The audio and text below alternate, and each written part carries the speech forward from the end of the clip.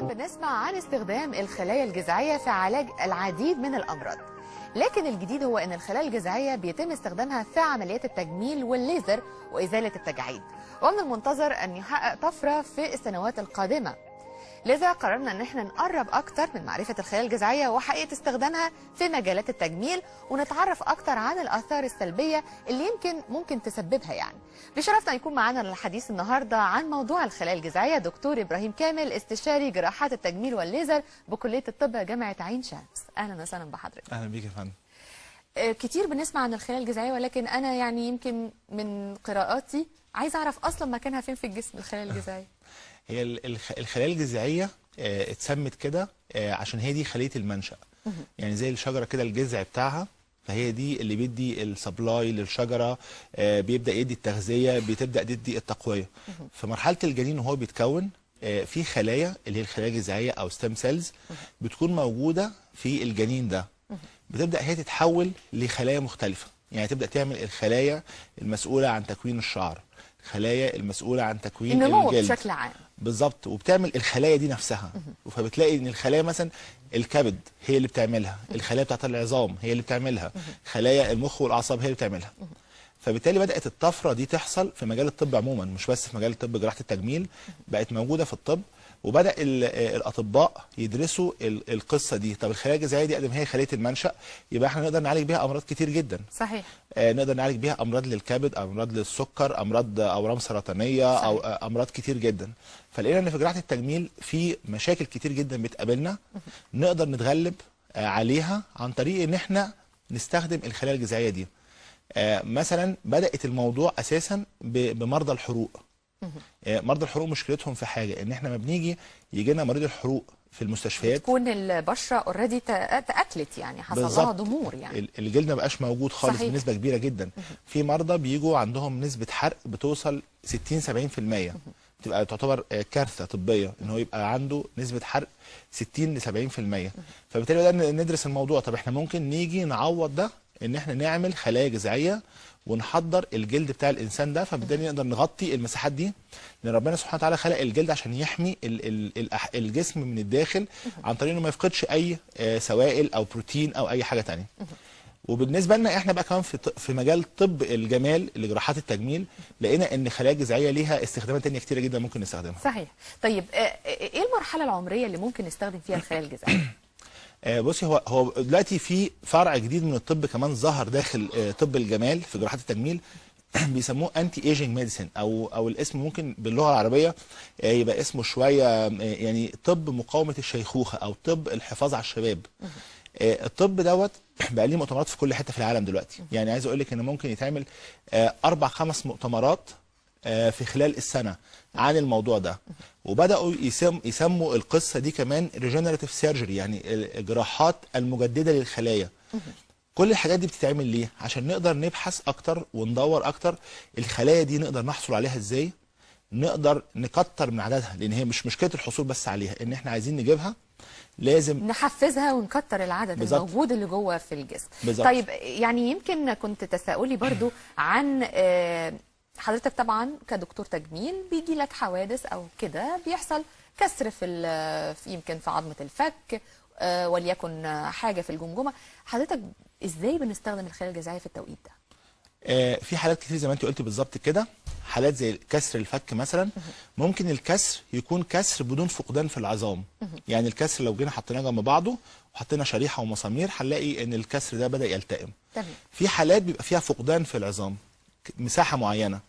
هنا كنا زمان بناخد رقعه عظميه من منطقه ثانيه زي مثلا عظام الفخذ او عظام الحوض، ناخد جزء ونبدا نحطه في المنطقه دي، نملى الفراغ ده.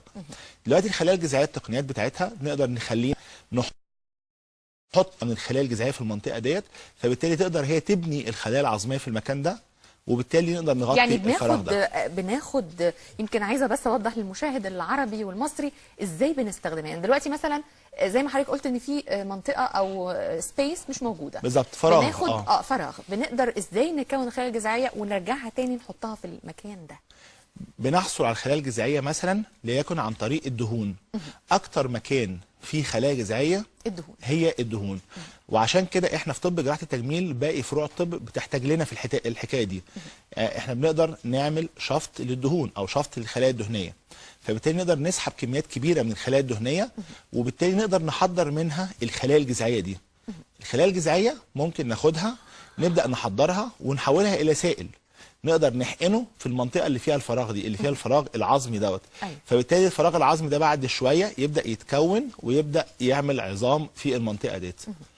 التقنيه دي لما بتنجح او هتنجح ان شاء الله في المستقبل القريب، هي طبعا نجحت على مستوى التجارب ونجحت في بعض الحالات الاكلينيكيه، ده هيخلي باقي فروع الطب تقدر تستخدم الخلايا الجذعيه في حقنها في الاماكن اللي فيها امراض زي مثلا زي السكر. صحيح. تتحقن في البنكرياس، في الكبد، تتحقن في الكبد، حتى كمان في مجال الاعصاب. طبعا خلايا الاعصاب ما بتتجددش، لكن لما يجي يقدر الطب يوصل لانه يحقن الخلايا الجذعيه في مثلا النخاع الشوكي، ده بيحل مشاكل كبير جدا في المستقبل. هي طبعا لسه ما حصلتش للناس اللي مثلا لا قدر الله حصل عندهم شلل او حاجه نتيجه ان النخاع الشوكي حصل فيه مشكله. فبالتالي الامل كبير قوي في ان يحصل تجديد الخلايا الجذعيه. بالظبط. ظهرت امتى التقنيه دي؟ يعني تقريبا موجوده، يمكن انا سمعت عنها من فتره قريبه جدا، ما كانتش كل يعني الاطباء بيعرفوها، لكن هي ظهرت امتى تقريبا؟ هي ظهرت الكلام عنها في خلال ال10 سنين اللي فاتت، لكن اللي حصل ان احنا في طب الجمال وجراحات التجميل احنا سبقنا قوي فيها، لان لقينا المتطلب عليها عالي قوي، ولقينا في نفس الوقت كمان ان التقنيه بالحصول عليها عن طريق التقنيات اللي احنا بنعملها طريقه تعتبر سهله لجراحين التجميل، لان زي ما قلت لك هي موجوده في الدهون. صحيح. نقدر، هي طبعا موجوده كمان في النخاع بتاع العظام، موجوده في بعض الحاجات بنقدر نحضرها من الدم، فبالتالي احنا نقدر نحصل عليها من اماكن كتير، ولقينا ان النتائج بتاعتها بتبقى كويسه قوي في الحالات اللي احنا بنستخدمها، زي مثلا الناس اللي عندهم تساقط للشعر. في حالات كتير قوي بتيجي مثلا سيدات او رجاله كمان شعرهم خفيف جدا وفي منطقه يعني الصلع او كده، نقدر نستخدم التقنيه دي لطلوع الشعر تاني. بالظبط، بس هي مش لعلاج الصلع الرجالي، هي للتقنيات تساقط الشعر نتيجه ست مثلا حملت مره او كذا مره وحصل عندها تساقط في الشعر. في ستات مثلا بترضع فبيحصل تساقط في الشعر. صحيح. بعض الحالات النفسيه مثلا ست بتمر بحاله نفسيه سيئه، توتر او حاجه، فبنقدر نحقن الخلايا الجذعيه عشان تساعد على تجديد الشعر مره ثانيه. بعض الشباب او الولاد مثلا اثناء فتره الامتحانات بيحصل عندهم توتر فالشعر بيتساقط كتير. صحيح. كمان البشره، حته ان احنا نقدر نجدد خلايا الجلد ونقدر نجدد خلايا البشره، علاج الهالات السمراء حوالين العينين. النتائج بتاعه الحقن بالخلايا الجذعيه بتاخد وقت طويل ولا النتائج بنلاقيها فوريه؟ في خلال، يعني هو الكورس بتاع الحقن ممكن نحقن من 4 مرات ل5 مرات الخلايا الجذعيه بالتقنيه اللي احنا بنتكلم عنها، اللي هي التقنيات الحديثه دلوقتي، وتحضيرها في نفس الوقت ما بياخدش وقت غير 2 أو 3، وبعد كده نقدر نحقنها، فبنلاقي النتيجه بتظهر في خلال الشهر اللي بعد العمليه، 3 أسابيع تقريبا بعد الحقن. يعني تعتبر يعني فتره مش نتيجه كبيره. كويسه طبعا. وعايز اقول لك ان نسبه نجاحها بتوصل اب تو 75%، يعني نسبه كبيره جدا طبعا. نسبه كبيره جدا. طيب الشركات، طبعا شركات التجميل اتجهت برضو لقيام بعض الشركات بوضع الخلايا الجذعيه في منتجاتها. بالظبط. ايه حقيقه المنتجات دي؟ هي فعلا بيبقى موجود فيها؟ في فرق كبير بين الخلايا الجذعيه المحضره من جسم الانسان، ودي بتبقى لكل انسان لحالته هو. يعني انا لما باجي مثلا احضر خلايا جذعيه من حد سواء راجل او ست، بسحبها وبحضرها له هو، ما ينفعش استخدمها لحد تاني. طب إيه ممكن يعني لو حصل كده بيحصل انفكشن مثلا؟ ما ينفعش. لا يعني زي نقل الدم او التهاب يعني. بالظبط. زي حقن الدهون ونقل الدم والحاجات دي كلها، كل انسان لحالته هو. وبالتالي بقت لكل انسان حالته هو. طيب اللي حصل ايه؟ ان بعض شركات التصنيع الدوائي الكبيره بدات تستخدم الخلايا الجذعيه المحضره عن طريق البكتيريا او عن طريق بعض الحيوانات، طبعا ده تصنيع طبي معترف بيه في العالم. بتحضر الخلايا الجذعيه دي وبتستخدمها في صوره محاليل او كريمات، وبدات تنزل الاسواق الطبيه الصيدليات، فبالتالي بدا يبقى عليها اقبال. احنا دايما بنقول ايه؟ ده مكمل للعلاج بالخلايا الجذعيه، لكن مش هو ده العلاج بالخلايا الجذعيه، لان في فرق كبير جدا بين ان احنا نحقن خلايا جذعيه او نعمل التقنيه ديت لانسان محتاجها فعلا لعلاج مثلا جلد اليد. انت عارفه مثلا كان فتره طويله قبل كده كان مشكله الايدين عند الستات بالذات ان هي ما بنلاقيش ليها حل.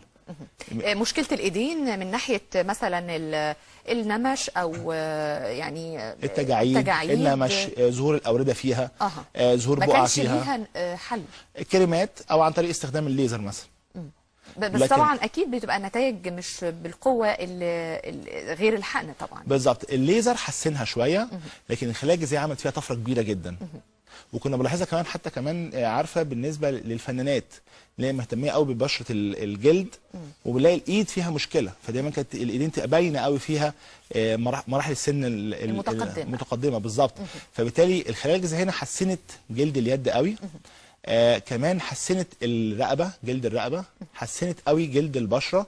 فبالتالي زي ما بقول لحضرتك بتبدا تدي الاحساس اللي هو زي ما بقول لحضرتك فكره ريجنراتيف سيرجري او الجراحات المتجدده للخلايا. هي مش جراحات في الواقع، لكن هي تابعه لجراحه التجميل، فبالتالي اتسمت في العالم كله ريجنراتيف سيرجري بالشكل ده بالظبط. تقنيه او العلاج بالخلايا الجذعيه فعلا له طريقتين، طريقه عن طريق الحقن وطريقه علاج منزلي يعني. هل بيبقى فعلا الكلام ده؟ طب عايزين نعرف. هو العلاج بالخلايا الجذعيه لازم بيتم عن طريق الحقن بواسطه طبيب جراحه التجميل المتخصص. لكن زي ما قلنا ان في شركات ادويه نزلت الخلايا الجذعيه في صوره محاليل او كريمات. دي مش علاجات بقدر ما هي العنايه بالبشره، زي فكره معجون السنان انه بيعتني بالاسنان لكن مش بيعالج مشاكل الاسنان.